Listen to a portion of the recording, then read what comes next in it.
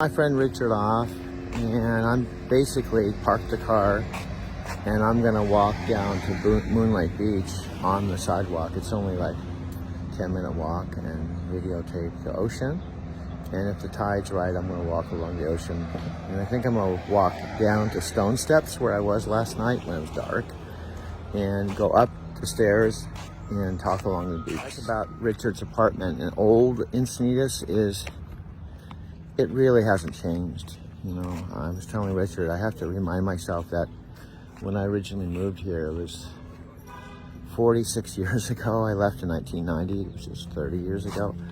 But this old part of Encinitas that I'm walking has a lot of older houses, and there's only 4 streets from the Coast Highway up to the edge of the bluff, and there's only a few access points to the ocean, and this area still has the same vibe, and it hasn't really changed, except it has got more expensive, no doubt, and it's more crowded, more busy, you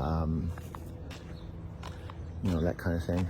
But it still feels like a good vibe, and I like the fact you could walk and ride a bicycle everywhere.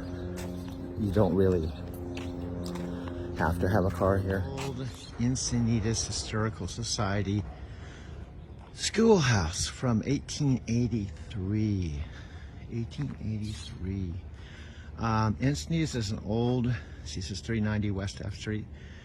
Encinitas is an old coastal town, about 35, 40 miles north of San Diego.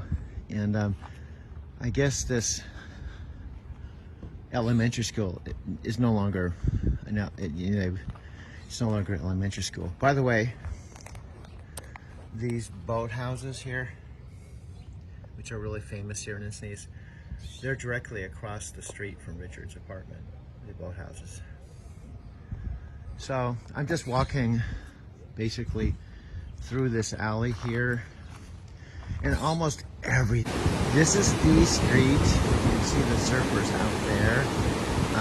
This is about a 5-minute walk from Richard's apartment.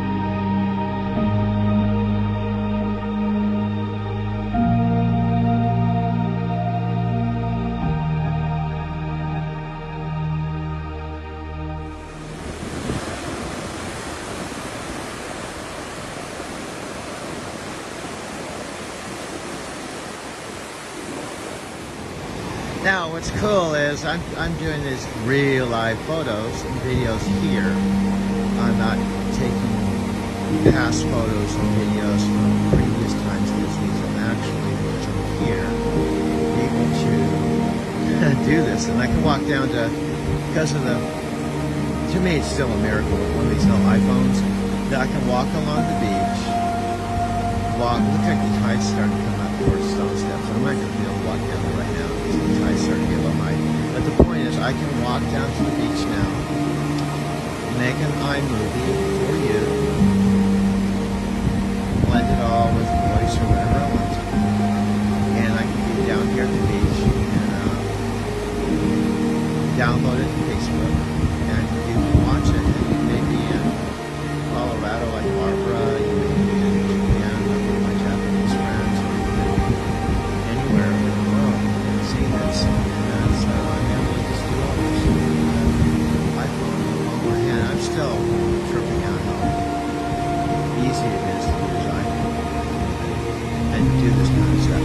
Back in the day, back when I was growing up with the 8mm, the big clunky camcorders, and we didn't have iPhones, and we didn't have the internet, we didn't have Facebook, we didn't have YouTube, we didn't have all that stuff to capture our memories. And if we looked at photographs from my era, like when I was in my 20s, I don't have very much from my being 20 or 30, because when you looked at the photographs, even of times when I was, in my 20s, the rare photographs we took, they were all fuzzy looking compared to the digital photography and what we have today. Just, to me, it still is amazing. Now, what's cool is I'm doing these real live photos and videos here. I'm not taking past photos and videos from previous times this week. I'm actually, because I'm here, able to do this. And I can walk down to, because of to me it's still a miracle with one of these little iPhones, that I can walk along the beach, look like the tide's starting to come up towards stone steps. I'm not going to be able to walk down there right now because the tide's starting to get a little high.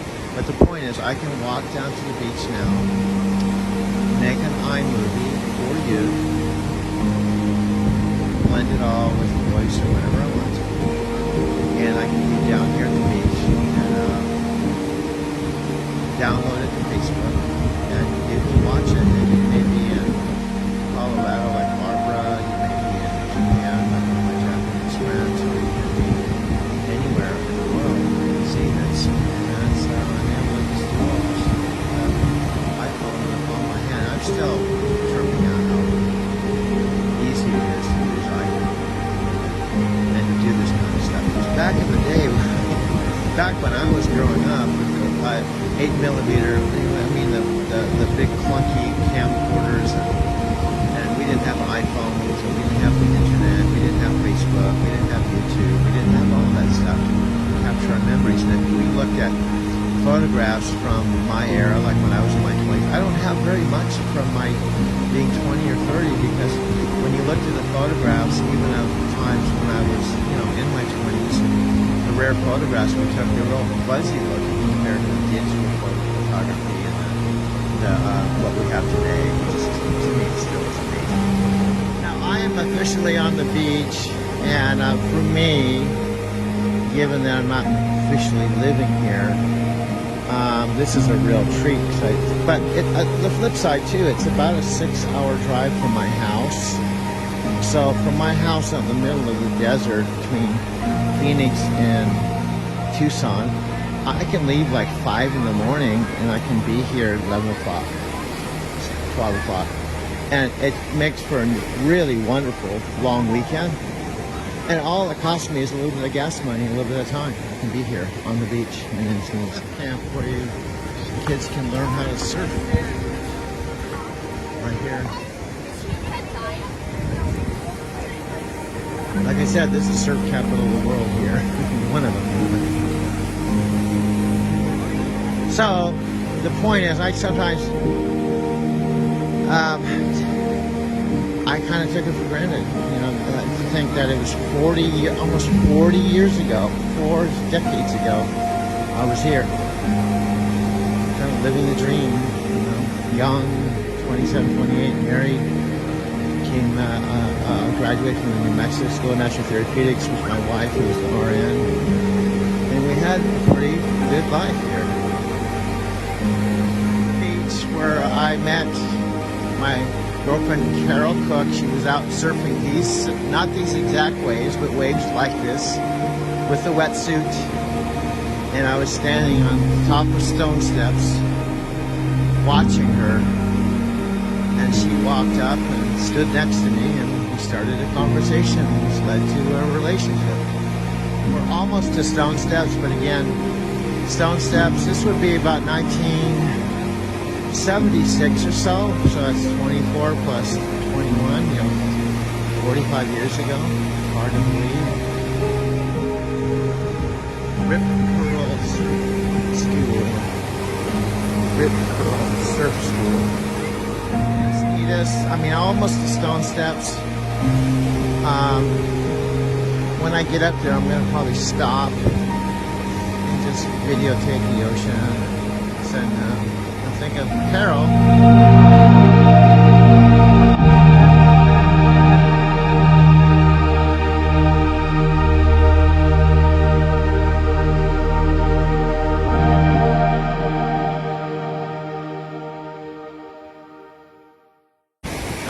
Cook, and I have a story I've told a couple times on Facebook how I magically got reunited with Carol's sister Cindy when I had a load from Phoenix all the way to upstate New York, Buffalo area.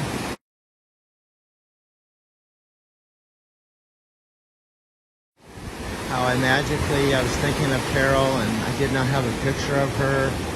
And I was thinking, it'd be nice to have a picture of her, just to look back on my history. And I magically got connected with Cynthia, which was amazing, after 40-something, whatever years. And we had a chance to spend the whole day together at a truck stop on a 34-hour reset. We spent, I think, 10 hours together, or 7 hours, something like that. And she gave me a picture of Carol and shared some other pictures that I now have, and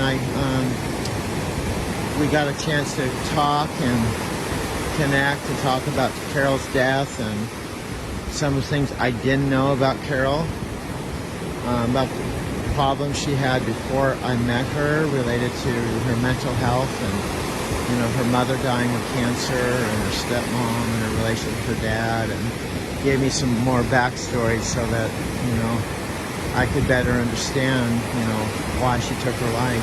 Not to justify it or why it happened, because I had only known Carol for approximately 6 months.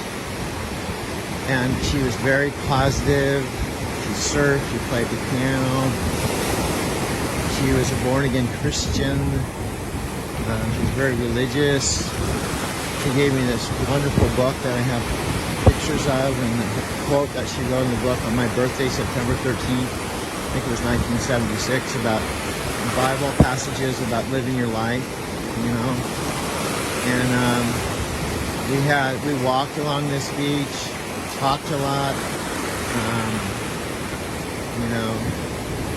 we took a magical trip where we met Cynthia. As I was standing up on top of the steps, I could see her surfing. And she walked up to the stairs. I'm going to walk up to the stairs and show you now that it's daylight. And she kind of caught my eye, because back then in the 70s there wasn't that many women surfing, and I think there's probably more now. But she kind of caught my eye, and she stood next to me. I was driving my TR6 that we actually used to drive up to Seattle to meet Cynthia together. Our one and only car trip prior to her death. And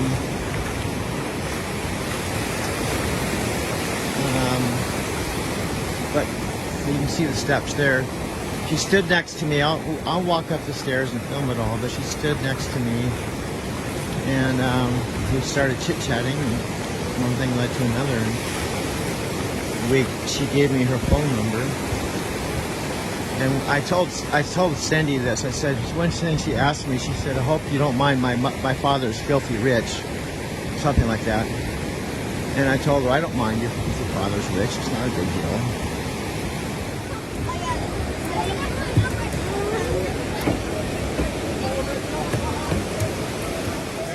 And then we have to go into the ocean. And then in the ocean. We have to swim around the beach. Wow. That's a lot of walking. Easier. You guys gotta go up and down the stairs 4 times? Yes. We're all exhausted. Yeah, I would be too.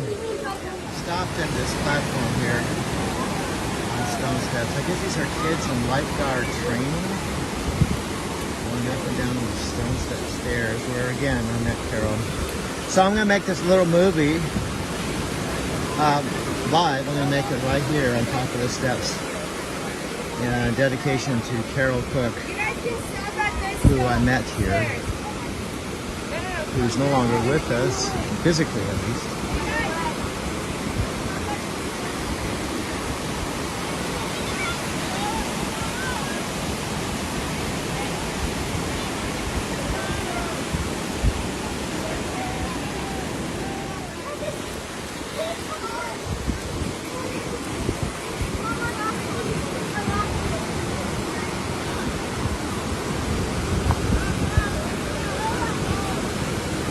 Well, it's good that even kids get tired once in a while.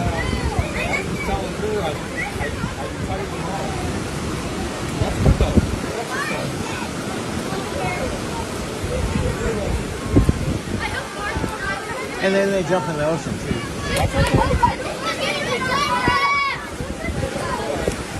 No, I think it's great. No, anyway, I'm at Stone Steps. I just finished literally mixing these videos and talking about meeting Carol here way back about 1976.